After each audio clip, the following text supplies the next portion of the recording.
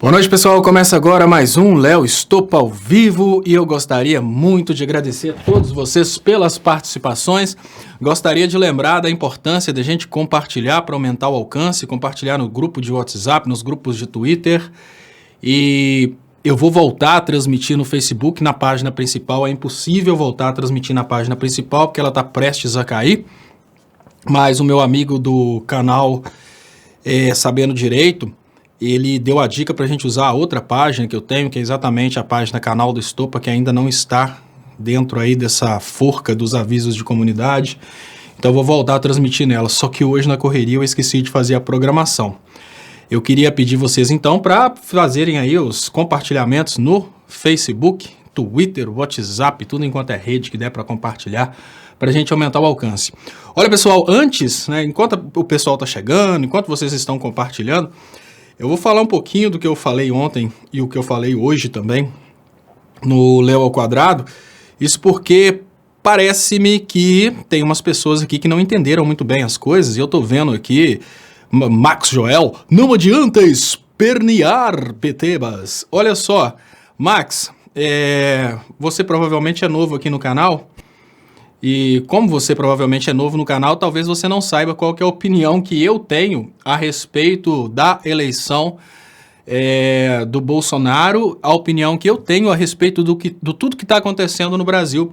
Ao contrário do que você imagina, Max Joel, não há possibilidade de um governante governar apenas para os seus eleitores. O que significa, Max, que se o Bolsonaro for um bom presidente, ele vai ser bom presidente para todo mundo. Só que o outro lado também é verdadeiro. Se ele for uma merda, não tem jeito dele ser uma merda só para os petralhas. Ele é uma merda para todo mundo. Então, pergunta básica, não adianta espernear Petebas, por quê? Sendo que nós estamos no mesmo barco. Se o barco afundar, a gente morre junto. Se o barco chegar até a costa e prosperar, todos nós vamos prosperar juntos. Então, não tem muita coisa para espernear só de um lado. O esperneio, Max, ele é de todos os lados. E aí tem uma outra parte que eu gosto de falar, e até com um pouco de requinte de crueldade, que talvez é o semancol que vocês não tenham tido. Vocês eleitores do Bolsonaro, Max, vocês fanáticos evangélicos, fanáticos religiosos, eu não estou incluindo aqui as pessoas que acreditam em Jesus Cristo e que acreditam no Evangelho. Obviamente, eu estou falando dos fanáticos que acreditam em pastores. Vocês acham mesmo que dentro dessa nova versão de Brasil, nesse Brasil liberal, vocês acham mesmo que vocês estão melhores só porque o presidente eleito foi o presidente que vocês votaram? Não. Olha, Max, trazer uma notícia triste para você, tá? A grande realidade, Max, é que vocês conseguiram eleger o presidente, mas vocês são os primeiros a serem prejudicados por esse presidente. Sabe por quê, Max? Porque quanto mais aumenta o desemprego, mais difícil fica para os menos produtivos. O que eu quero dizer, Max, é que quanto pior estiver o Brasil, pior fica para os menos qualificados. E você acha mesmo, Max, que uma empresa vai deixar de contratar uma pessoa que fez um curso universitário para contratar um fanático que todo o conhecimento dele foi adquirido por um pastor charlatão? Então, Max, não pense você, pelo menos nessa live, existe a percepção de que a esquerda está perdendo. Nessa live, a percepção é de que o Brasil está perdendo. E se tem uma coisa que existe de consciência nessa live, é que no liberalismo, quanto menos produtivo, mais prejudicado é o indivíduo. O que significa que quanto menos qualificado, mais prejudicado vai ser o indivíduo num estado liberal. Então, Max, eu vou te dar uma dica. Se você montasse uma empresa, você contrataria para trabalhar na sua empresa um esquerdista que ficou durante 5 anos fazendo balbúrdia numa universidade federal estudando engenharia, ou um fanático que ficou 5 anos gritando dentro de uma igreja e entregando tudo que ele tem para o pastor? Então, basicamente, uma coisa nós precisamos ter certeza aqui, tá, Marx? Olha, Se alguém tem que espernear, esse alguém é vocês. Porque, basicamente, toda a proteção de um estado de bem-estar social, ela está sendo retirada. E o estado de bem-estar social protege, primeiramente, os menos produtivos. E aí eu vou falar com você uma coisa. Aqueles pastores que se enriqueceram por causa dos programas sociais, porque olha, pasmem. O governo investindo no Bolsa Família, em bolsas contra a miséria e grande parte desse dinheiro indo para igrejas. Tudo isso vai ser retirado. O que significa, Marx, que olha, as igrejas de fanatização, elas vão perder. Os idiotas que votaram no Bolsonaro porque acreditaram, olha, se você for contratar alguém para a sua empresa, você vai deixar de contratar um cara que fez um curso universitário, um cara que consegue perceber as coisas e nunca é passado, nunca não, todo mundo pode ser passado para trás, mas um cara que dificilmente é passado para trás para trabalhar na sua empresa, ou você vai contratar um cara que acredita na mamadeira erótica? Gente, vamos cair na real. Numa entrevista de emprego, qual a probabilidade de uma pessoa com a mentalidade capaz de acreditar na mamadeira erótica ganhar um emprego de uma pessoa da esquerda? Vamos cair na real. Qual que é a probabilidade de uma pessoa que acredita na história do BNDES, deu dinheiro para Cuba, passar numa entrevista de emprego? É só questão assim... Normalmente, entrevistas de emprego, quanto mais difícil está a situação, mais elas apertam em cima da capacidade intelectual e as empresas contratam psicólogos para detectar a capacidade intelectual. Se uma pessoa acreditou nessas coisas de mamadeira erótica, isso já mostra que a pessoa tem uma capacidade intelectual limitada. Qual que é a probabilidade de uma pessoa que acreditou na mamadeira erótica ganhar o emprego de uma pessoa normal? Então, Max, de boa, cara. Olha, quem tem que espernear são vocês. Porque vocês conseguiram vencer as eleições. Mas vocês venceram eleições completamente contrárias aos interesses de vocês.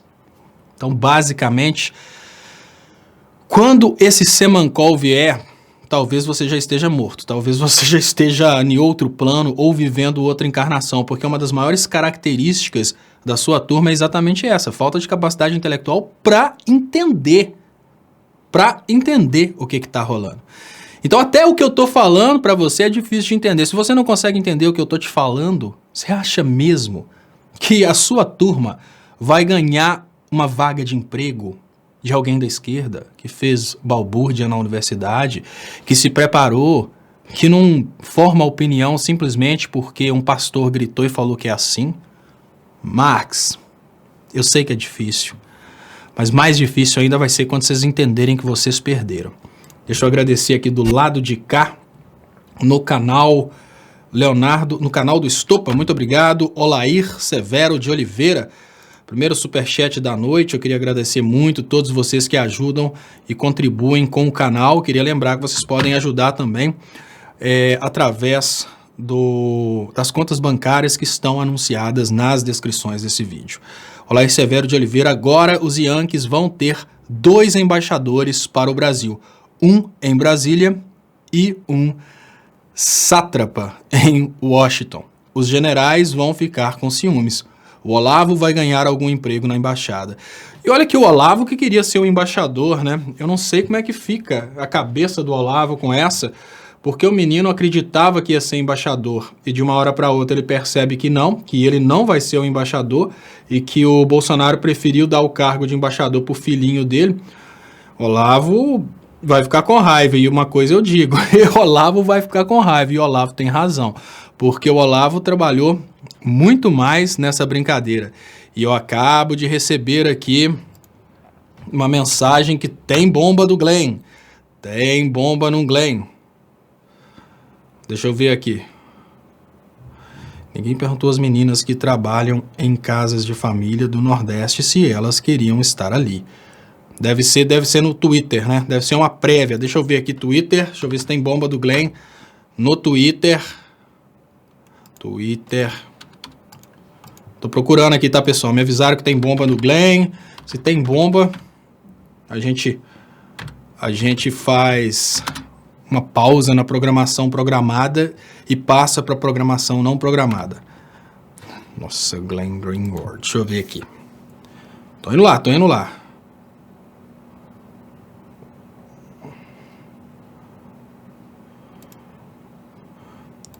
Vamos ver aqui.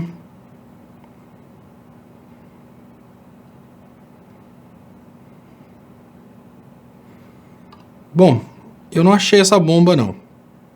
Parece que talvez seja uma bomba prometida, mas não achei, não. Olha, pessoal, deixa eu falar com vocês agora sobre essa coisa triste que está acontecendo no Brasil, que é esse processo de recolonização junto com essa escravidão declarada. E eu vou começar falando sobre essa questão do Bolsonaro na Embaixada do Brasil nos Estados Unidos. Olha, a função do filho do Bolsonaro, do filho do presidente na embaixada, ela é uma função de entreguismo, porque antes mesmo de embaixador, ele já defende, com unhas e dentes, os interesses dos Estados Unidos. Eu não sou contra a indicação desse cara para a embaixada, porque, veja bem, o Eduardo Bolsonaro vai escrever o nome dele na história como sendo talvez o pior embaixador da história do Brasil, isso porque a finalidade do embaixador é exatamente defender os interesses do seu país acima de tudo. E o governo Bolsonaro, ele tem defendido mais os interesses dos Estados Unidos. Não há dúvidas a respeito disso. E eu vejo que algumas pessoas estão falando que é nepotismo. Olha, vamos parar de pensar no que é certo e o que é errado. Tudo no governo Bolsonaro é errado, pessoal. Não há dúvidas de que é nepotismo, não há dúvidas que as coisas estão erradas. Mas o detalhe é que esse Eduardo Bolsonaro na Embaixada dos Estados Unidos é muito interessante. Isso porque, primeiro, se fosse um outro embaixador, os holofotes estariam desligados e toda merda realizada por um outro embaixador seria ignorada. O Eduardo vai ser acompanhado de perto, o que significa que todo mau negócio feito pelo Eduardo vai ser, obviamente, muito exposto. O fato do Bolsonaro cometer mais esse escândalo de colocar o próprio filho na embaixada dos Estados Unidos e um conflito de interesses extremamente alto, porque, olha, o Eduardo Bolsonaro, que é fã do Trump, que é fã dos Estados Unidos, vai ser o embaixador do Brasil nos Estados Unidos. Uma coisa completamente contrária à ideia do embaixador, que é defender os interesses do próprio povo. Então, eu acho que isso é muito interessante. Sabe por quê? O fanático, ele não consegue entender as coisas se você mostrar somente um pedacinho.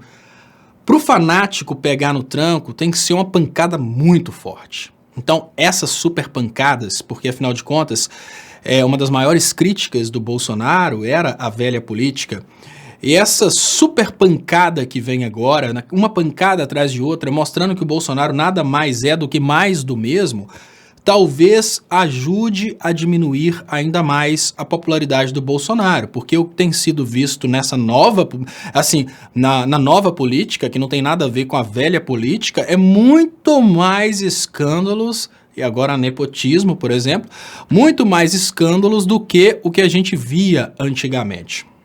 Então, e outra coisa, o Brasil, ele é um país que agora, nessa situação de colônia dos Estados Unidos, o Brasil só perde em relação aos negócios com os Estados Unidos. Por quê?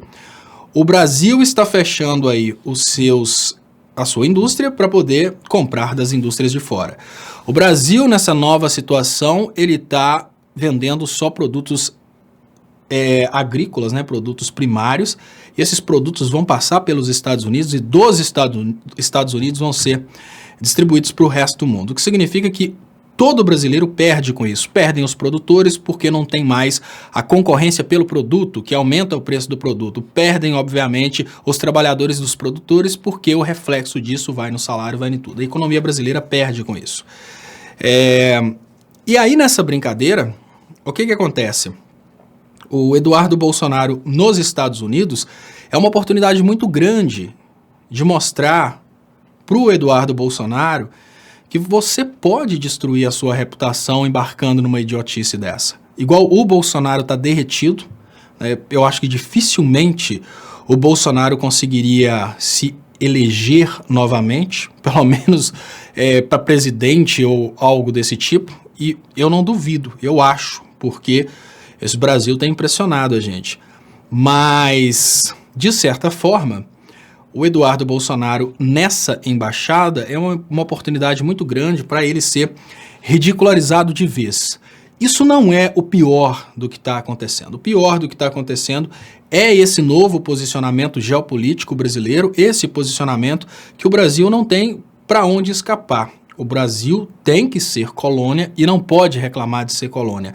Então nós temos vários elementos, como, por exemplo, a quebra da nossa indústria, conciliada com a abertura de mercados para que os produtos internacionais cheguem no Brasil, os industrializados, o que significa que a gente já pode esquecer a possibilidade da gente ter produção de produtos de alta tecnologia no Brasil, porque obviamente a gente só vai comprar de fora.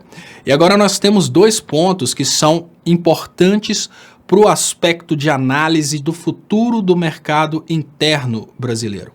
Nós temos, em primeiro lugar, a expectativa do reflexo da reforma da Previdência a longo prazo, porque a reforma da Previdência ela capa a economia brasileira em dois pontos. A reforma da Previdência ela capa a economia no momento em que ela prolonga o tempo de trabalho dos mais velhos e, com isso, dificulta a entrada dos mais novos. Então, imaginem o seguinte: se os mais velhos saíssem do mercado de trabalho 5 anos antes, esses mais velhos poderiam liberar postos de trabalho para os mais jovens, que obviamente chegariam nesses postos de trabalho, iam ganhar dinheiro e iam comprar, demandar no mercado interno brasileiro. Da mesma forma, esses mais velhos continuariam demandando. Então, imagine o Tony Conceição. Quando o Tony Conceição fizer 16 anos, se bem que agora não, o Tony Conceição, mesmo com 8 anos de idade, ele já pode trabalhar, que no governo Bolsonaro já foi liberada a possibilidade do trabalho escravo e trabalho infantil também. Mas imagine que Ruth Mick e Tony Conceição não pudessem trabalhar como crianças e tivessem que esperar os 16 anos de idade para começarem a trabalhar. Então, Ruth Mick faz 16 anos de idade, Tony Conceição também faz 16 anos de idade.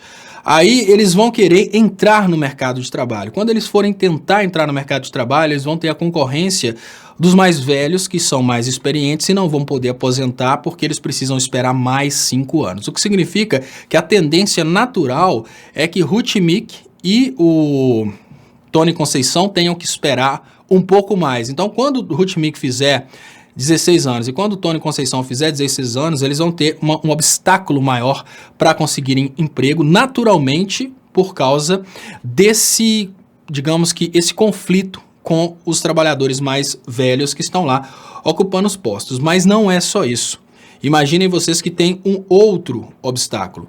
Tem também a questão financeira. Imagine que Ruth Mick e Tony Conceição hoje, eles ficam o dia inteiro dentro de casa às custas do papai e eles não produzem riqueza. Eles não estão, obviamente, trabalhando e produzindo riqueza. Eles estão em casa brincando no computador, oprimindo todo mundo. Imaginem que aos 16 anos de idade, Ruth Mick e Tony Conceição poderiam arrumar um emprego, começar a ganhar dinheiro e ir lá comprar PlayStation, comprar chocolate, comprar, sei lá, seja lá o que for, né, creme para espinha. Enfim, seja lá o que for, eles poderiam produzir dinheiro e começar a comprar no mercado. O fato de Ruth Mick e Tony Conceição, ao fazerem 16 anos, entrarem no mercado comprando, porque eles arrumaram um emprego, isso faria que, obviamente, as coisas, digamos que os produtos seriam mais demandados. Então, se todos os adolescentes entrassem no mercado de trabalho mais cedo, por exemplo, aos 16 anos, eles demandariam mais. Isso, obviamente, começa a ser obstaculizado por causa desse prolongamento dos mais velhos no mercado de trabalho. Então, imaginem o seguinte, os mais velhos agora ficam 5 anos a mais trabalhando. E vai dificultar para Tony Conceição, vai dificultar também para Ruth Mick. O dinheiro deles, então, não vai ser visto pelo mercado. Esse é o primeiro ponto que a gente precisa analisar. Um segundo ponto que a gente precisa analisar também é o fato de que agora existe uma tendência e uma tentativa já de uma medida provisória que vai acabar com todos os direitos trabalhistas até quando o Brasil tiver 5 milhões de desempregados. Ou seja, é uma tentativa de forçar a empregabilidade através da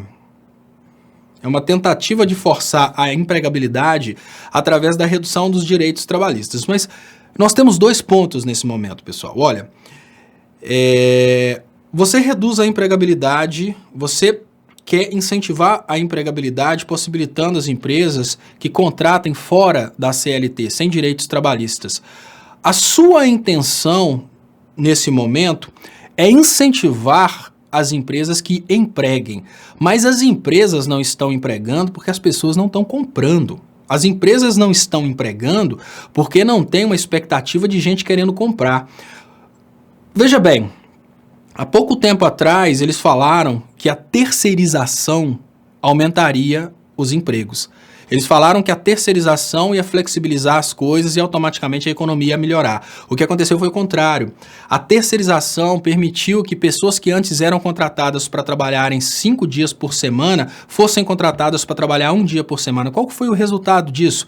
Mais queda da economia, porque essas pessoas que antes estavam recebendo o salário integral e comprando, elas pararam de receber o salário integral e por isso elas pararam de comprar. Então, o incentivo que era pretendido com a terceirização, pelo menos imaginavam que o incentivo da terceirização era facilitar contratações. No entanto, o que a terceirização incentivou foi demissões para que as pessoas demitidas fossem contratadas como terceirizadas. Agora, o que a gente vê nesse momento? A gente vê o governo trazendo uma medida provisória que vai permitir que os empregados, as pessoas sejam contratadas sem direitos trabalhistas. Qual que é o incentivo óbvio que está sendo dado para todo empregador? Pensa você, pessoal.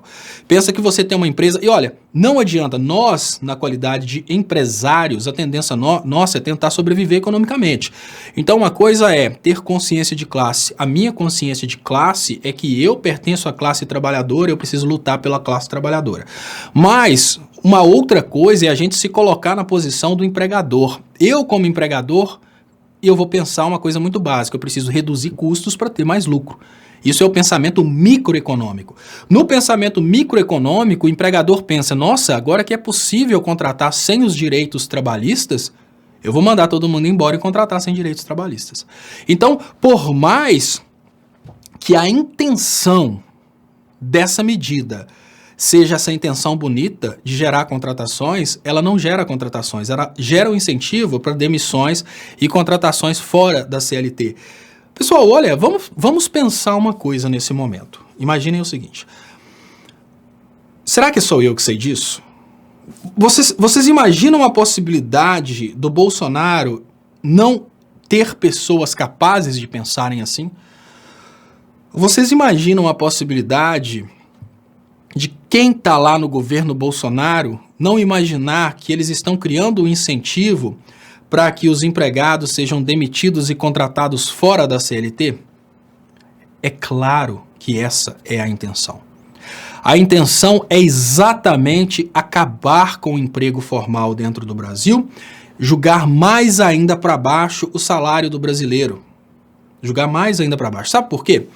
Imagine o seguinte, no momento em que eles conseguem jogar bem para baixo o salário dos brasileiros, eles conseguem transformar o Brasil numa nova Bangladesh. Quando eu falo Bangladesh, não é para depreciar o país Bangladesh. A história de Bangladesh é a história de um país que tem indústrias de roupa, essa aqui é produzida em Bangladesh com certeza, o país tem várias indústrias de roupa, mas o povo de Bangladesh não desfruta daquilo que é produzido em Bangladesh.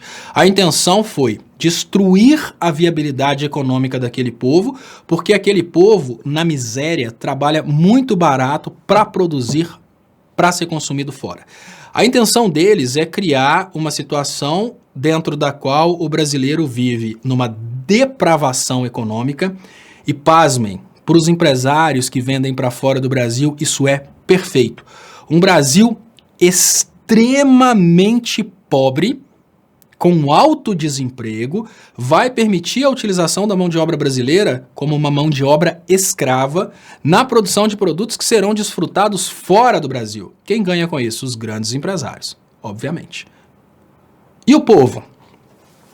Olha, o salário real do brasileiro, ele precisava ser considerado como sendo o salário mais a contribuição previdenciária, porque a contribuição previdenciária é um seguro que, apesar de que não ia para o bolso do funcionário, ele obviamente começava a integrar uma expectativa de aposentadoria, um seguro contra acidente, uma pensão por morte, enfim, vários fatores que o assegurado estava assegurado.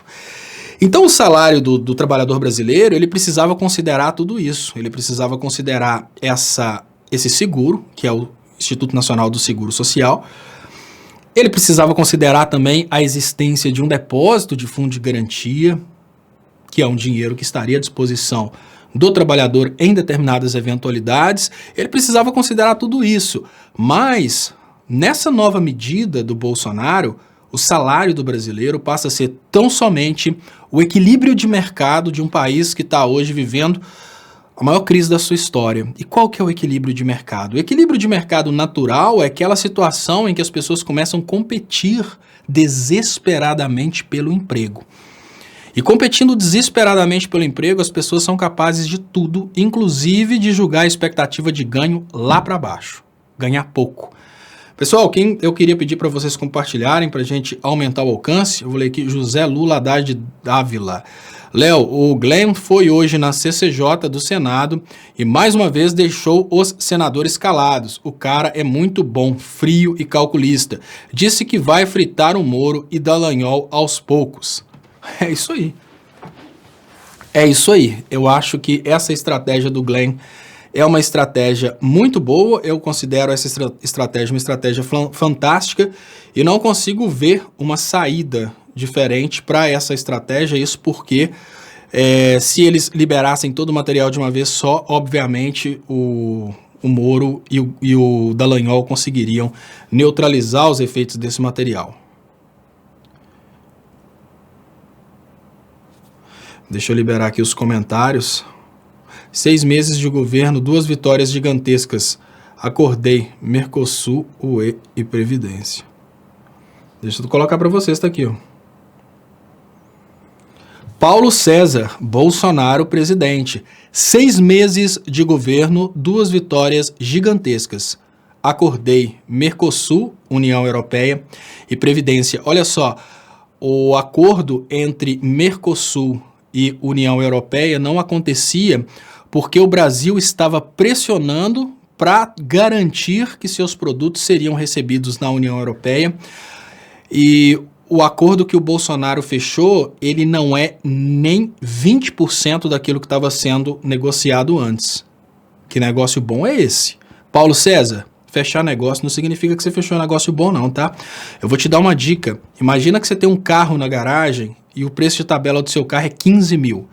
E você está tentando vender pelo preço de tabela, está negociando, está dando um pouco de trabalho, já tem uns 15 dias que você está tentando, você não consegue. Aí daí a pouco volta seu filho todo orgulhoso e fala, pai, eu sou o máximo, você está pelejando para vender esse carro há muito tempo e não consegue, eu consegui. Aí você fala assim, pô, você conseguiu, meu filho? Que legal, eu vendi por 3 mil. Não, você queria 15, seu filho vendeu por 3, mas vendeu. O que aconteceu com esse acordo entre Mercosul e União Europeia é que, olha, vamos concordar que o acordo aconteceu, mas o acordo aconteceu em condições extremamente devastadoras para o Brasil. Agora, como nós não estamos em período eleitoral, eu não preciso te convencer disso. Acredite no que você quiser acreditar. Não vai fazer diferença nenhuma para mim.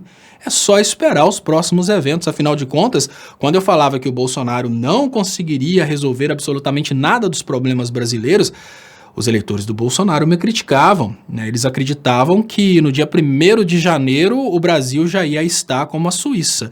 E, no entanto, durante esses 6 meses, o que a gente teve foi somente recessão econômica e também aumento no desemprego. É isso aí que você tem para comemorar? A reforma da Previdência e Olha, o Paulo César, de boa, a reforma da Previdência prejudica muita gente. Muita gente. A mim, não. A mim, ela prejudica indiretamente, mas diretamente não. Sabe por quê? Eu sou irresponsável, entre aspas. Eu não sou daquele cara que ficou sempre pagando, não. Eu não aposentaria de qualquer maneira no Brasil. Se for para eu aposentar, Paulo César, eu vou aposentar fora do Brasil. Eu vou receber um benefício esquerdista na Europa, porque eu sou cidadão europeu e lá tem. Aí então, Paulo César, se você acha que eu tô perdendo, não, eu te garanto que você tá perdendo muito mais do que eu. Até porque, Paulo César, eu tô consciente do que vai acontecer e tomar uma pancada sabendo do que vai acontecer é muito mais agradável do que levar a pancada distraído. Você tá achando que tá indo tudo bem, que tá tudo perfeito, de uma hora pra outra, pá! Aí vem o semancol. Então, eu te garanto, Cabuquinho, você vai sofrer muito na hora que você tiver noção de como que você é bobo, na hora que você tiver noção de tudo que está acontecendo. Augusto Recoba, capa do Led Zeppelin. Eu sempre tentei entender aquela capa do Led Zeppelin que eu usei, né, que tem aquele senhorzinho segurando o feixe de lenha. Eu escuto Led Zeppelin, obviamente, desde criança, por isso que eu conheço aquele disco daquela capazinha do senhorzinho com o feixe de lenha lá. E quando eu vi falar hoje, né, sobre essa medida provisória de acabar com os direitos trabalhistas, me veio à mente aquela imagem daquele senhorzinho torto carregando aquele feixe de lenha. A primeira coisa que me veio à mente foi exatamente aquilo, aquela imagem lá do senhorzinho carregando o feixe de lenha. Eu pensei, gente, como que aquilo tem tudo a ver, né? E o Tony Conceição fala, claro, você não trabalha. Ô Tony Conceição, olha, se eu pegar as horas trabalhadas, as minhas horas trabalhadas desde o primeiro momento que eu trabalhei até hoje, eu te garanto que eu tenho mais horas trabalhadas do que você tem horas de vida. Deixa de ser bobo, menino. Quando eu estava morando na Inglaterra, eu estava trabalhando de 12 a 16 horas por dia. Eu cheguei aqui no Brasil e eu tenho condições de desenvolver esse trabalho porque as pessoas me ajudam aqui.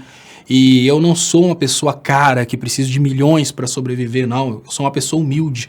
Eu fui treinado pelo meu pai a ser bem humilde e conseguir viver por pouco com pouco.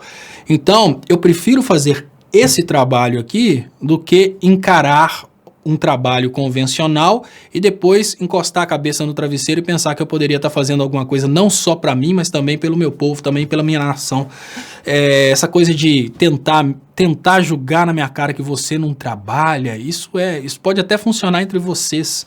Comigo não funciona não. Sabe por quê? Tony Conceição, viver às custas do Estado na Europa, que massa. Não, Tony Conceição, não preciso viver às custas do Estado na Europa, não. Só para o seu governo, tá, Tony Conceição? Tenho 2 diplomas de graduação europeus, o que significa que eu não preciso nem ter que explicar que os meus diplomas brasileiros são válidos, que agora que o Brasil virou um condado dos Estados Unidos, obviamente os diplomas brasileiros vão perder valor na Europa, eu não vou precisar nem de explicar isso. Eu tenho 2 diplomas europeus, eu sou membro do Instituto de Engenharia e Tecnologia lá da Inglaterra, o que significa que se eu chegar lá eu vou conseguir emprego muito rápido. Deixa de ser bobo, menino. Durante o tempo que eu estava trabalhando, que eu estava na Inglaterra, eu trabalhei durante todo o tempo. Então, deixa de ser bobo, menino. Não pensa você que é só vocês que trabalham, não. Muito pelo contrário. Eu trabalho muito e mais. Eu não acho que isso é vantagem, não acho que isso deva ser regra. Mas eu comecei a ir para o escritório do meu pai para ajudar com uma coisa ou outra, mesmo que seja para buscar café e levar coisa no banco.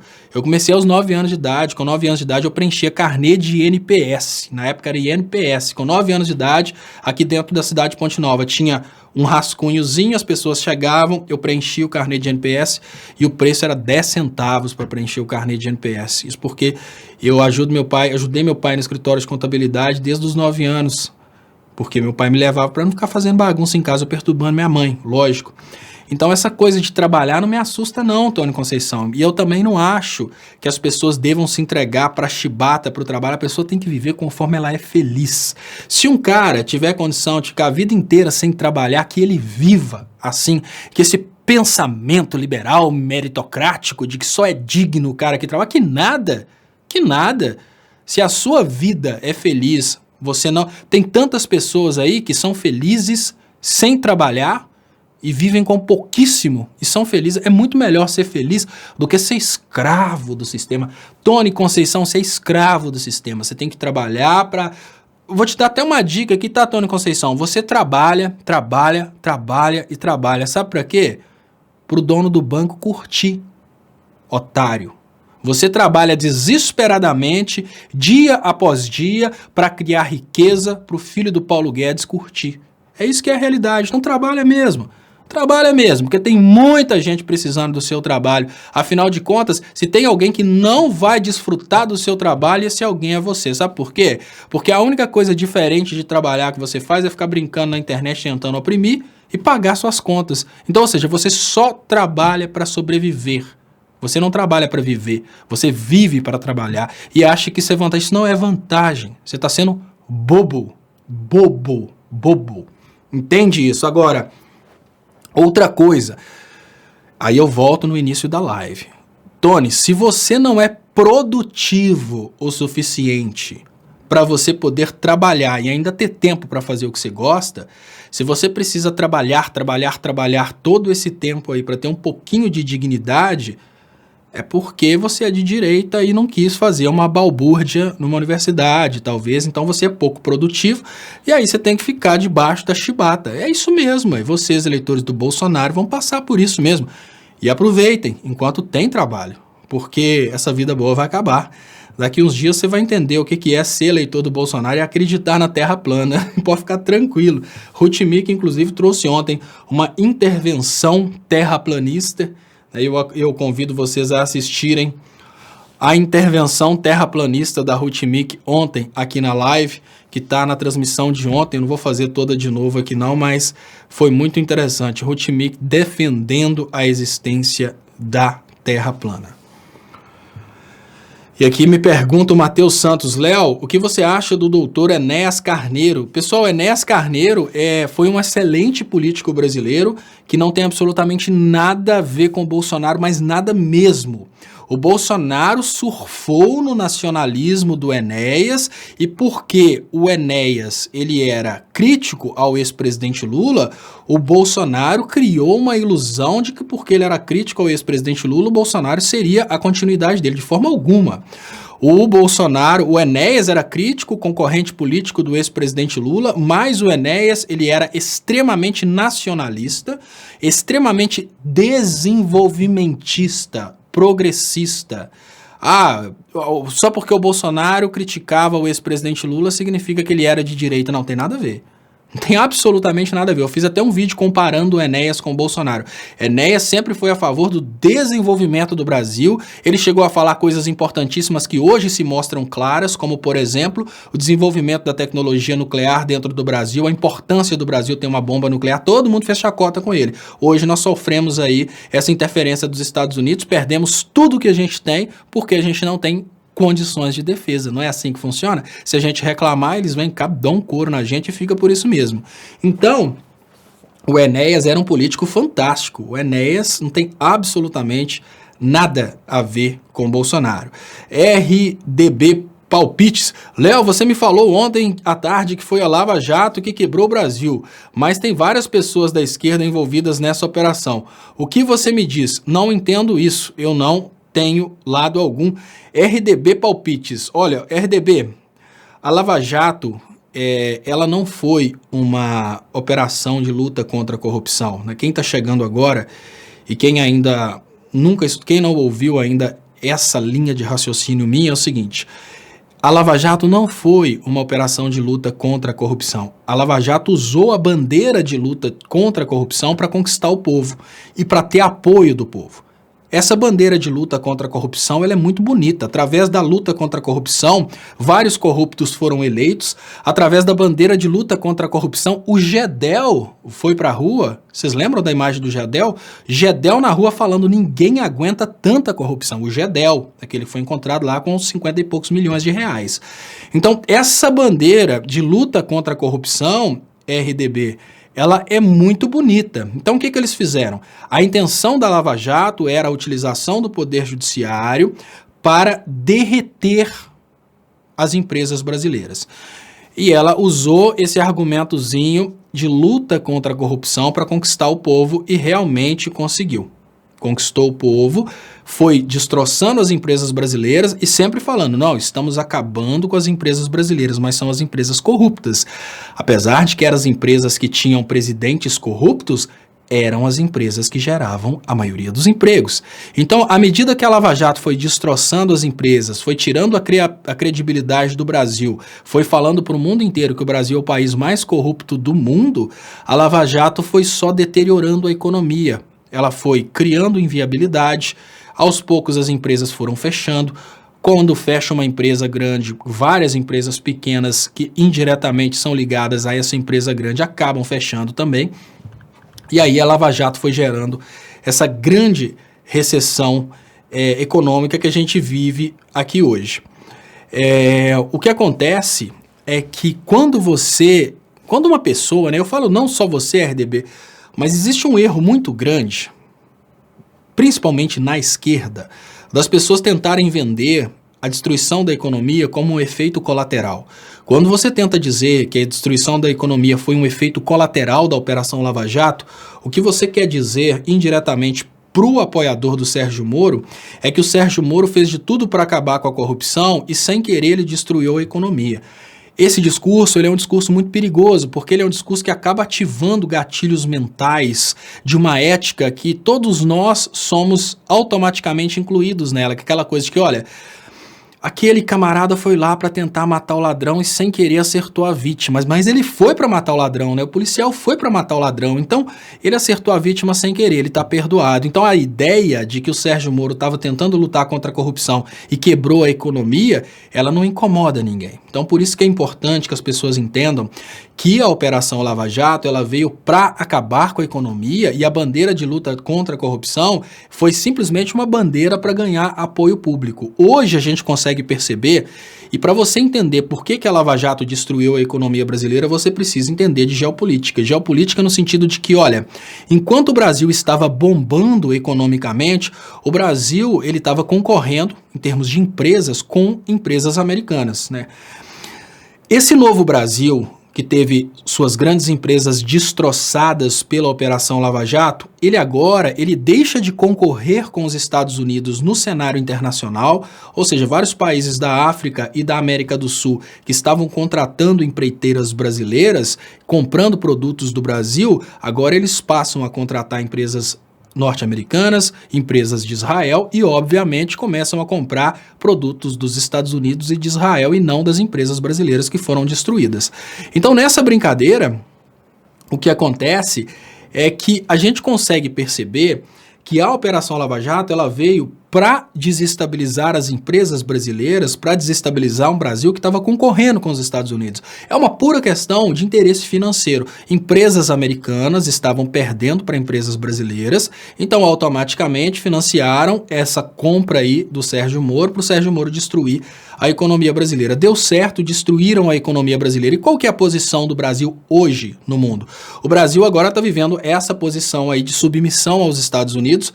O Brasil agora, ele simplesmente se tornou uma colônia dos Estados Unidos e o Brasil, a única coisa que o Brasil faz nesse momento é mandar matéria-prima para fora do Brasil.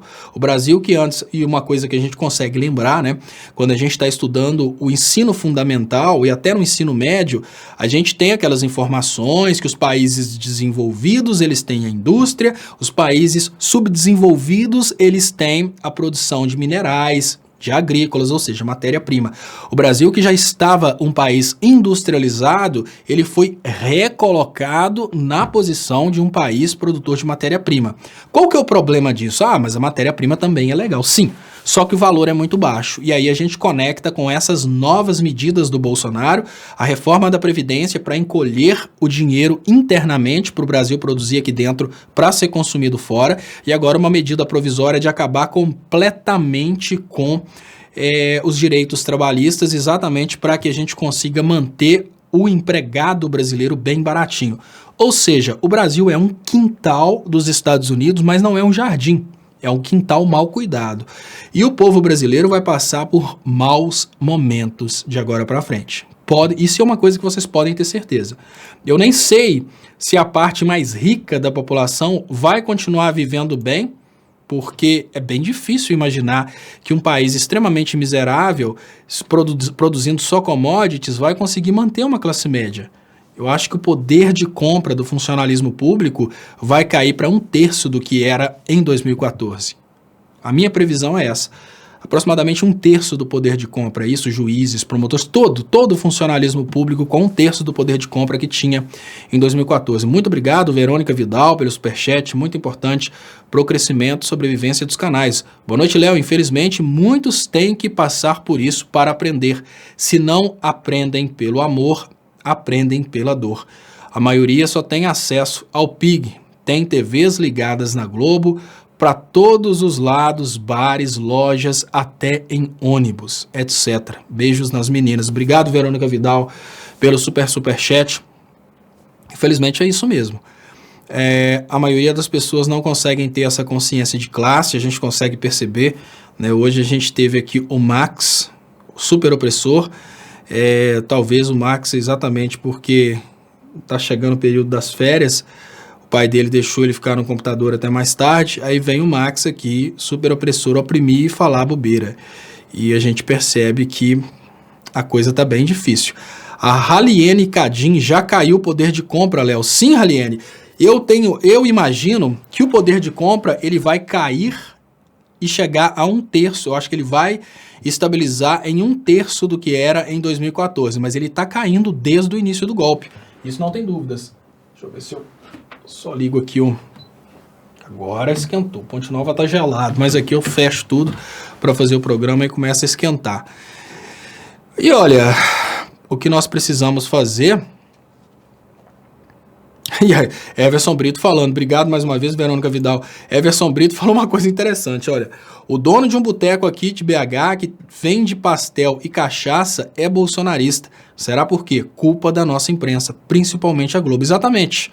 Nós temos, obviamente, tem a Record também nessa brincadeira, Elizabeth Oliveira, Brasil Colônia. Léo, as pessoas não têm noção do que foi o pacto colonial, irão tomar conhecimento a partir de agora. É uma oportunidade de viver a história, né? Já que é muito difícil de explicar coisas como o pacto colonial, vamos dar a opção para essas pessoas aprenderem na prática, vamos fazer do Brasil colônia novamente.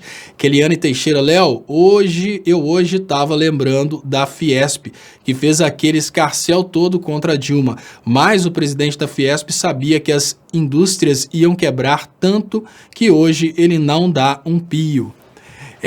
Foi assim... O que acontece é que parece que algumas indústrias brasileiras... A gente precisa dividir, Keliane, a situação dos interesses brasileiros, os interesses internos, como sendo dois grupos. Isso é o mais importante. Dois grupos que dividem, obviamente, os interesses. E o que me pasma é o seguinte, o grupo que deveria hoje derrubar o Bolsonaro, ele é muito forte, mas ele não consegue dar o braço a torcer. Então nós temos dois grupos e olha, pasmem, dentro do grupo daqueles que deveriam estar contra o Bolsonaro, a gente tem pessoas como o dono da Havan. Isso por quê? O grupo que depende do mercado interno bombando, esse grupo tinha que hoje tirar o Bolsonaro a qualquer custo, porque para esse grupo, baixos salários, poucos direitos trabalhistas causam uma recessão econômica e essa recessão vai se multiplicando.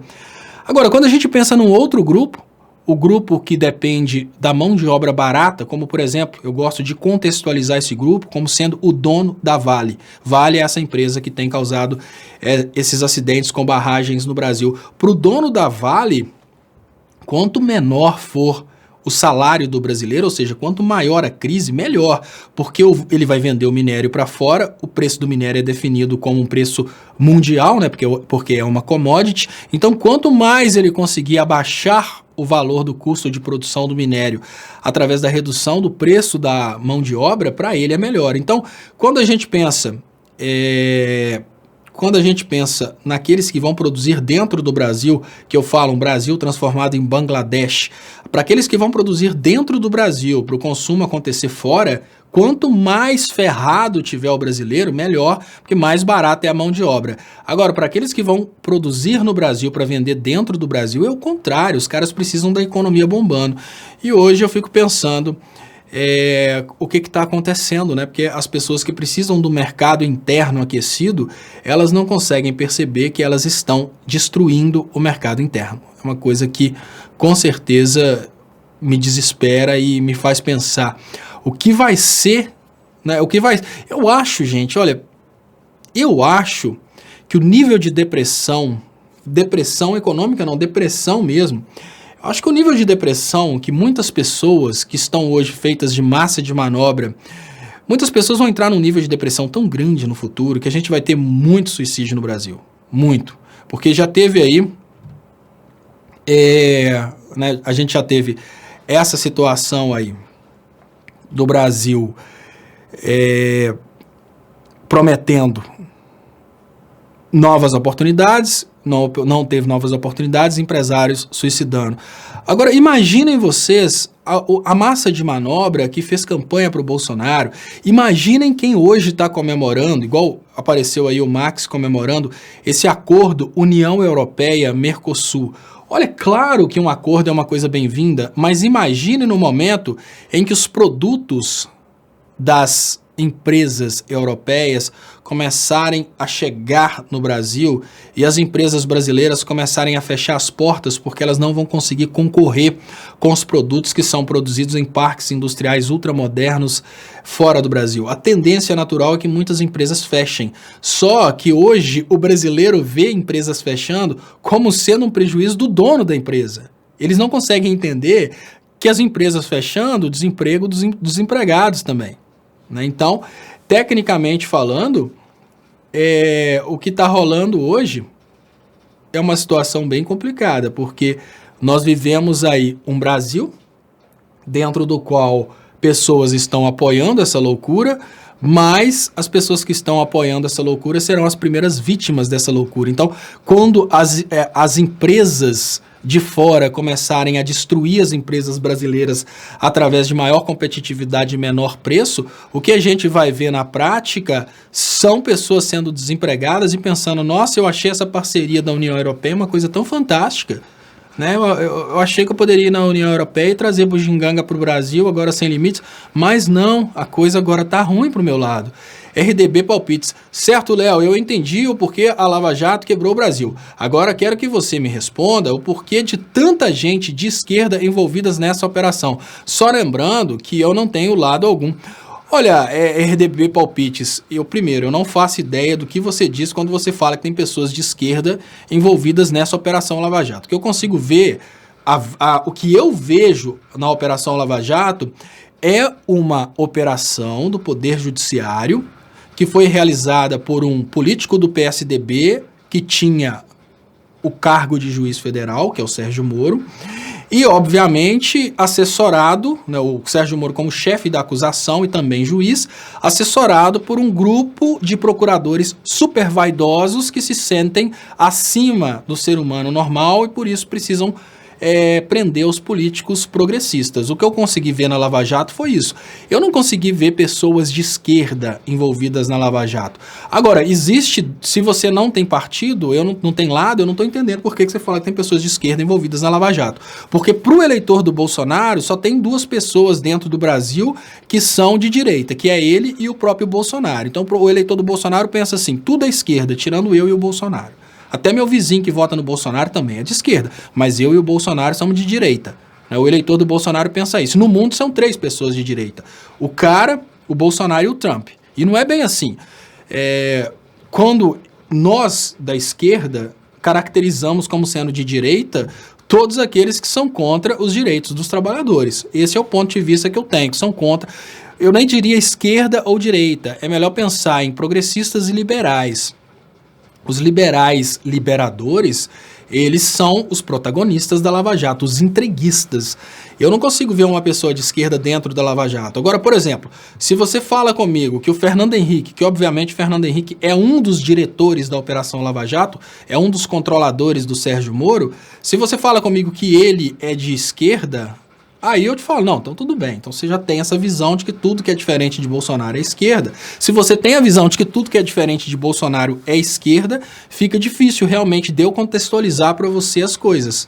de eu te explicar aqui qual que é o ponto de vista que eu tenho. Mas a visão que eu tenho da Lava Jato é que ela foi uma operação orquestrada dos Estados Unidos com essa finalidade de destroçar a economia brasileira.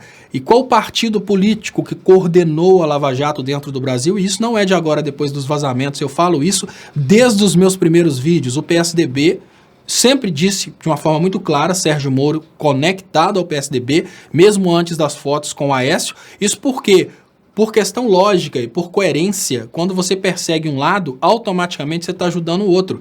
Hoje a gente teve aqui dentro de Minas Gerais um jogo Cruzeiro e Atlético. Eu estava na academia e eu vi o pessoal lá comemorando que o Cruzeiro estava fazendo um monte de gols. Se o juiz estivesse roubando para o Cruzeiro, o juiz estaria ajudando o Atlético. Não tem jeito de roubar para o Cruzeiro sem ajudar o Atlético. Se o juiz estivesse roubando para o Atlético, ele estaria prejudicando o Cruzeiro, né? Então, assim, não sei se eu contextualizei bem, mas imagina assim, o juiz está só atrapalhando, né? Vamos pensar num Sérgio Moro em campo. O juiz está só atrapalhando o Cruzeiro, ele está ajudando o Atlético. O juiz está só atrapalhando o Atlético, ele está ajudando o Cruzeiro. Então, uma coisa que eu sempre percebi o Sérgio Moro como sendo um fazedor de campanha para o PSDB é por isso. A perseguição do Sérgio Moro e da Operação Lava Jato, focando constantemente no PT, deixou de uma forma muito clara essa posição da Operação Lava Jato como sendo uma propaganda política. Muito obrigado, Irnael Carvalho. Um bolsominion me mandou uma mensagem dizendo que o Lula livre é bancado com dinheiro público. Saiu na Isto É, segundo ele. Eu não sei o que é que você chama, Irnael, de Lula livre bancado com dinheiro público. Se a campanha Lula livre, eu não sei, né? Porque, olha, imagina o seguinte, Irnael, se um deputado ele tem um compromisso, por exemplo, em Brasília, e ele pega um avião para Brasília, vai lá realizar seu compromisso, e desce do avião e fala Lula livre, eles vão falar que o cara usou a verba de limite de uso aí de viagem para poder fazer uma campanha de Lula livre. Então é muito complicado, porque eu não vou falar que não é, mas eu também não sei do que você está falando, mas sempre vai ter brecha para falar que é uso de dinheiro público, né? O camarada chegou, né, o cara tá na cidade para resolver um problema político. Ele foi para essa cidade usando dinheiro público. Aí ele aproveitou a ida e também fez uma manifestação Lula livre. Não, ele foi com dinheiro público fazer manifestação Lula livre. Então sempre vai ter uma brecha.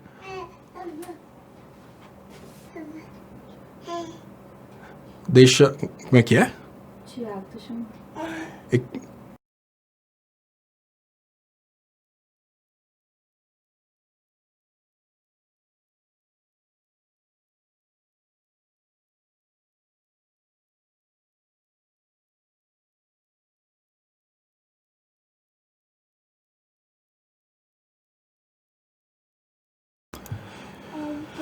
Bom, deixa eu agradecer Marlene Aquino. Léo, YT, deve ser YouTube, direita, elabora a petição cancelar registro PSOL. Eu não sei o que é YT. Elabora a petição cancelar registro PSOL. Que Miranda recebeu doação de Glenn de um montante de 250 mil do Pierre Odmar Ebay e delação premiada de Mário Messer implicando Glenn em lavagem de dinheiro. Olha só, Marlene, eles estão criando várias coisas. Estão criando várias coisas, né? Pavão misterioso, pavão flutuante, pavão voador, pavão sei lá o quê. Estão criando várias coisas relacionadas ao Glenn. Constantemente, eles falam, o Glenn fez isso, o Glenn fez aquilo, o Miranda com o Glenn comprou o negócio do mandato. Olha, a opinião que eu tenho é que se eles cometeram um crime, que eles também paguem. Olha, o Glenn ser processado não vai fazer o Glenn parar de denunciar a Lava Jato, não. Então não adianta. Se o Glenn veio para o Brasil para cometer crime no Brasil, que ele pague. Mas que provem que ele cometeu o crime, meta o Glenn na cadeia, se ele tiver que cumprir cadeia.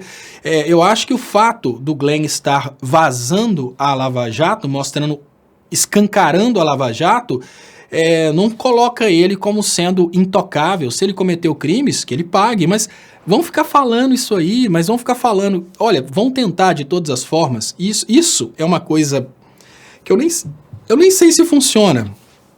Eles vão tentar ficar tentando reduzir a reputação do Glenn, mas a Folha está falando, a Veja está falando, Todo mundo já está falando da Vaza Jato. O que adianta atacar só o Glenn? Né? Podem tentar atacar o Glenn? Podem. Se acharem alguma coisa contra ele, eu não acredito que o Glenn tem teto de vidro, não, porque senão ele não teria encarado isso. Eu não acredito.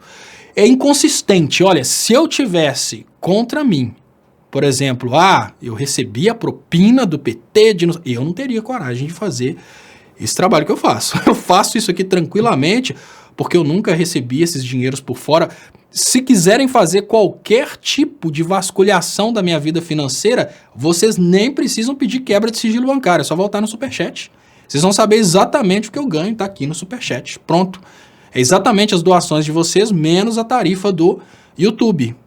Agora, eu falo, não tenho papas na língua, falo tranquilamente porque eu não tenho nada para esconder.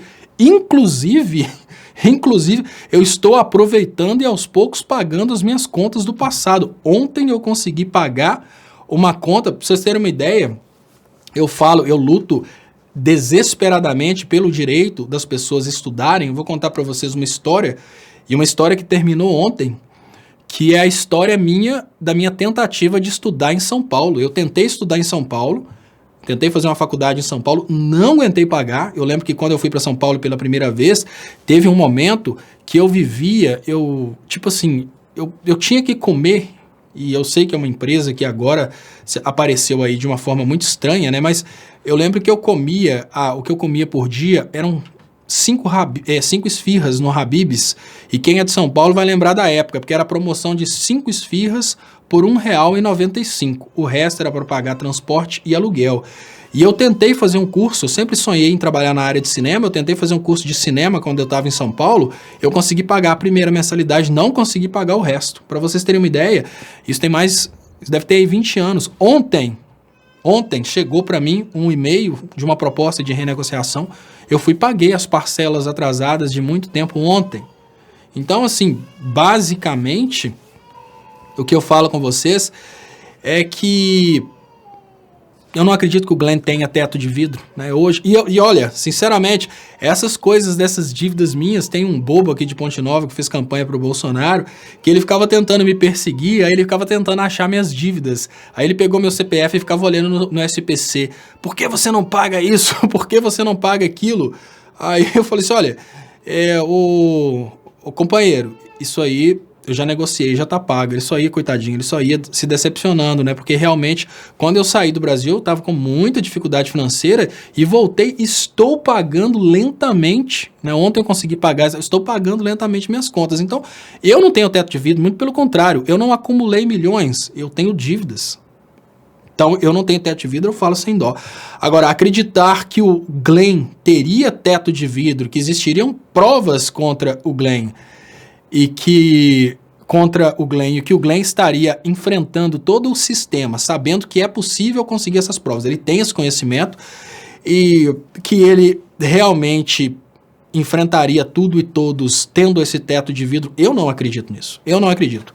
Não acredito porque não é consistente. Não faz sentido alguma coisa dessa. Mas que se eles cometeram crimes, que eles paguem pelos crimes que eles cometeram. Se realmente tiver uma prova desse negócio, dessa tão cabulosa negociata de mandato aí que o Jean Willis teria vendido, etc. Se isso for verdade, que achem a tipificação penal e que realmente eles paguem por isso. Agora, oba-oba sempre vai ter, porque através desses oba-oba tem visualizações, né? Então, enfim, é tudo muito estranho. Agora, se for 250, não vão ser milhões, né? Vão ser 250 mil, porque 250 milhões é muita coisa, né? O Carlos Matos fala 250 milhões, caia na real. Não, mas não deve ser 250 milhões, não. Se for, vão ser 250 mil, o que é plenamente possível. Um mandato de deputado vale 1 milhão, sim, eles gastam isso às vezes para conseguirem se eleger, mas tem que provar, gente, não é ficar só falando. Aí chega o pavão misterioso e fala que o Glenn guardou dinheiros, sabe o que aconteceu com os 500 bilhões que foram desviados do BNDES pelo PT? Estão guardados em Marte, no planeta vermelho. Aí o pavão misterioso fala isso e chega um monte de eleitor do Bolsonaro pedindo Sérgio Moro para mandar uma Polícia Federal em Marte para ver se o dinheiro está enterrado em Marte. Gente, tem que ver o que é factível e o que não faz sentido algum. Tem coisa que é tão estúpido, tão idiota, que chega a ser patético, né? Deixa eu agradecer a todos vocês aqui. Só eu achei o timing dos vazamentos muito bom para a aprovação da Previdência. Olha, milícia acima de todos. A Previdência, gente, ela já está aprovada desde o momento em que a Dilma caiu. Essa Previdência, fica tentando achar que seria possível reverter essa Previdência. O que nós temos para reverter essa Previdência? Para aprovar a Previdência, eles têm milhões. O que a gente tem para reverter essa Previdência? Olha, os caras conseguiram eleger uma maioria de liberais. Vai ser aprovado, gente.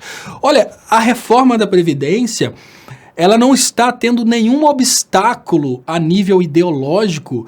Em nível ideológico, desculpa, Luiz, o que está rolando na reforma da Previdência hoje é só a negociação. Não tem nenhum obstáculo ideológico para a maioria votar pela reforma da Previdência, não. Milícia acima de todos. Cuidado, Léo, eles vão acreditar no planeta vermelho. Pode ser, milícia, que eles acreditem no planeta vermelho e que mandem realmente uma diligência da Polícia Federal lá em Marte para poder tentar achar os 500 bilhões lá. Assim, enfim. Luiz Bergosa, 379 picaretas. Então, pessoal, olha... Uma coisa que é importante é o seguinte, dentro desses 379 que votaram pela reforma da Previdência, tem picaretas. Eu considero a Tabata uma grande picareta. Picareta porque por mais que ela tenha uma justificativa a nível acadêmico, ela não foi eleita para isso. Agora, será que a Joyce, o Alexandre Frota, o Kim Kataguiri, será que eles são picaretas? Claro que não, pessoal. Democracia é isso. Os caras foram eleitos para isso. Eles chegaram e falaram exatamente isso. Exatamente isso. Olha, eu sou a favor de liberalismo, menos Estado, que não sei o quê. Então, isso não é picaretagem. Estelionato eleitoral é o que a Tabata fez. Então, se o Kim Kataguiri tivesse votado contra a reforma da Previdência, ele teria feito tão feio quanto a Tabata. Então, dentro desses 379, eu posso garantir para vocês que a maioria está sendo extremamente coerente. São pessoas liberais. Por exemplo, o Rodrigo Maia. Rodrigo Maia sempre foi liberal, eles são extremamente liberais, eles falam dessa reforma há muito tempo, então nem é picaretagem. Democracia é isso. Nosso erro é porque o Brasil não tem consciência de classe. Como é que um Brasil extremamente pobre coloca um Congresso de maioria liberal? Como é que um Brasil de trabalhadores coloca um Congresso para trabalhar para banqueiros? Uma coisa completamente incoerente. Um país que a maioria é pobre elege um Congresso que tem uma ideologia de governar para a minoria rica. Então, assim, eles propuseram isso. Imaginem os estúpidos que votaram pobres, né? Porque, logicamente, um cara rico votar no Kim Kataguiri não está errado. Agora, imagine um pobre que votou no Kim Kataguiri querendo o liberalismo. Aí você imagina, esse cara sabe o que ele está querendo? A estupidez desse cara. Porque o Kim está sendo honesto. O Alexandre Frota, honesto. A Joyce, honestíssima. São, obviamente, pessoas que têm uma ideologia completamente contrária aos interesses dos trabalhadores, mas foram eleitos propondo exatamente o liberalismo. Picareta é quem mudou de lado. Picareta é uma Tabata, porque foi eleita fazendo um tipo de proposta, foi eleita na confiança que ela trabalharia para defender o povo trabalhador e chegou lá, a convicção dela mudou depois dela tirar uma foto com o Dória. Então vamos cair na real. Quem é liberal tem que votar pela reforma. A nossa obrigação teria sido colocar mais progressistas no Congresso. Se a gente não conseguiu criar consciência de classe na cabeça do povo, Marlene Aquino, eita, tudo mentira, doação de 2013 do dono eBay para criar The Intercept, nada a ver com Miranda.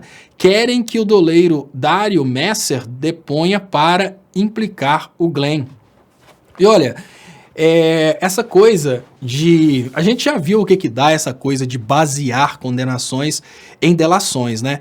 Combina, o cara vai lá, faz a delação e agora os vazamentos estão mostrando que tudo era combinado. Então, se a gente permite a continuidade desse tipo de palhaçada no Brasil, as coisas, obviamente, vão ficar mais complicadas ainda. Deixa eu agradecer aqui também, Sueli Souza. Léo, quem assistiu hoje ele no Senado, não tem dúvida alguma que ele está totalmente certo de tudo que ele está fazendo. Deu uma lição de moral a todos os corruptos que lá estão. Lavou a alma de muitos. Olha, o triste é o seguinte, todo esse trabalho do Glenn, ele não vai modificar muito a grande realidade da podridão brasileira, tá, pessoal? O Glenn vai fazer, ele vai expor muita gente, mas nós temos um povo que tem um caráter muito duvidável, muito duvidoso, muito...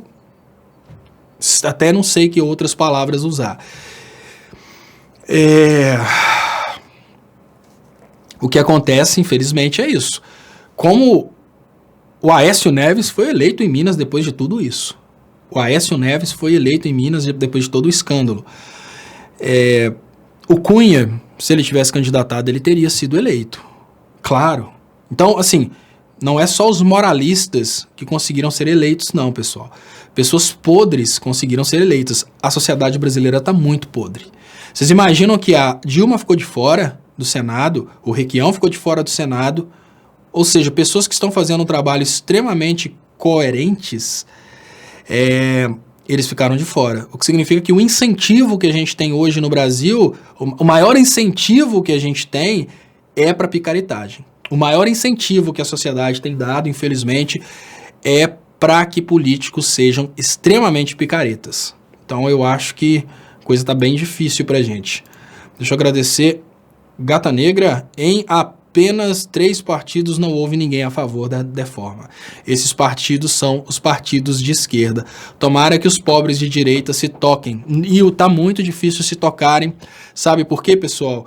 Porque a reforma da Previdência, ela foi vendida como necessária e como vantajosa para a sociedade. A reforma da Previdência foi vendida como uma reforma que tira privilégios e não uma reforma que tira direitos.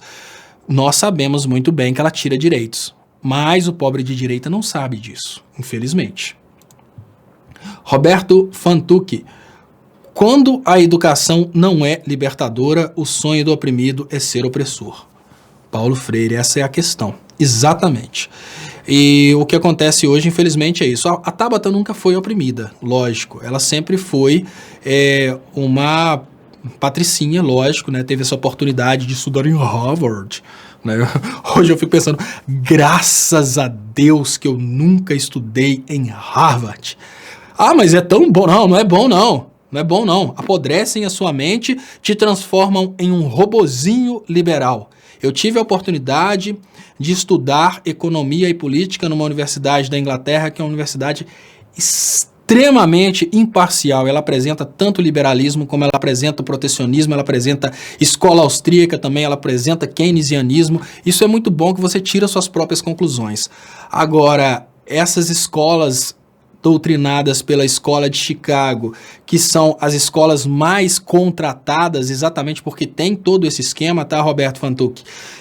O que acontece é o seguinte, nos Estados Unidos as grandes empresas fizeram uma regra, contratar só profissionais formados nas universidades que seguem a doutrina de Chicago. Dessa forma, eles conseguiram colocar a Escola de Chicago como sendo a única aceitável, a que mais gera emprego, a melhor de todas. E não é uma escola de economia, é uma escola de doutrinação liberal. A grande realidade é essa. E hoje, existem pessoas que defendem tão desesperadamente esse liberalismo econômico que você pensa, o que está acontecendo? Não, eles foram doutrinados exatamente porque foi feita uma lógica. Olha, a escola de economia tem que falar o que a gente quer. E se não falar o que a gente quer, nossas empresas não contratam os profissionais. Então, uma escola de economia que abriu hoje, se ela não seguir a doutrina de Chicago, os formados naquela escola vão ter os diplomas recusados, por exemplo, por grandes empresas, por veículos de comunicação. Então, isso aí que produz Tabatas, né? Por mais que a pessoa tenha sido eleita por um partido progressista, ela, no final das contas, ela não é progressista. Fabrício Domingues Ferreira, Bolsonaro também não enganou ninguém. Ele não escondeu o jogo em momento algum. Exatamente. Agora, uma coisa é importante, o Bolsonaro, a campanha do Bolsonaro na reta final, ela prometeu tudo. Ela prometeu educação, prometeu saúde, prometeu tudo. Então isso aí foi o estelionato eleitoral do Bolsonaro. Mas a pessoa do Bolsonaro, não. Bolsonaro sempre foi liberal. O Bolsonaro não está fazendo nada diferente daquilo que ele prometeu. Então talvez seja o primeiro presidente da história da humanidade a realmente fazer tudo o que ele prometeu, que ele só prometeu coisa ruim. Trouxe Paulo Guedes a tiracolo a todo momento, ao contrário das campanhas de Serra, Alckmin e Aécio, que escondiam FHC. Obrigado, Fabrício Domingues Ferreira. Obrigado, Luiz Eduardo Simões Souza. DCM 247, hoje juntos às 10. Bora elogiar essa união ou você não estava sabendo? Estupa. Luiz Eduardo Simões de Souza, constantemente, Luiz Eduardo, existem aí transmissões que envolvem o DCM, o 247, sempre estão rolando. Por exemplo, no programa Léo ao Quadrado, a transmissão é em simultâneo pelo 247, pelo canal também Leonardo Stolpe, pelo canal do Stolpe. Essas parcerias são importantíssimas. Obrigado pela contribuição. E eu queria lembrar a vocês, pessoal, que quem quiser ajudar meu trabalho tem também as contas bancárias que estão disponibilizadas aí nas descrições desse vídeo. Sueli Souza, Léo, você acha que ainda podemos mudar tudo isso, principalmente a Previdência? Só falar não queremos nada, vai mudar, ir para a rua é a solução? Sueli Souza, olha, por favor, tampem os ouvidos os que não gostam de pessimismo, porque eu sou muito pessimista nesse ponto. Então, por favor, tampem os ouvidos, porque tem gente que me xinga por causa do meu pessimismo. Mas como já é quase meia-noite, não tem criança assistindo, vamos lá para o pessimismo. Olha lá, Sueli, para comprar a reforma da Previdência, os banqueiros estão colocando milhões. Qual que é a probabilidade da gente conseguir reverter a reforma da Previdência sem esses milhões? Não tem possibilidade. A reforma da Previdência não vai ser revertida. A gente não vai reverter isso. Olha, nenhuma reforma foi revertida. Nenhuma reforma que tira direitos é revertida. Isso é muito importante que as pessoas entendam. Vocês veem, por exemplo, o governo Lula e Dilma, eles colocaram pré-sal para a saúde e educação.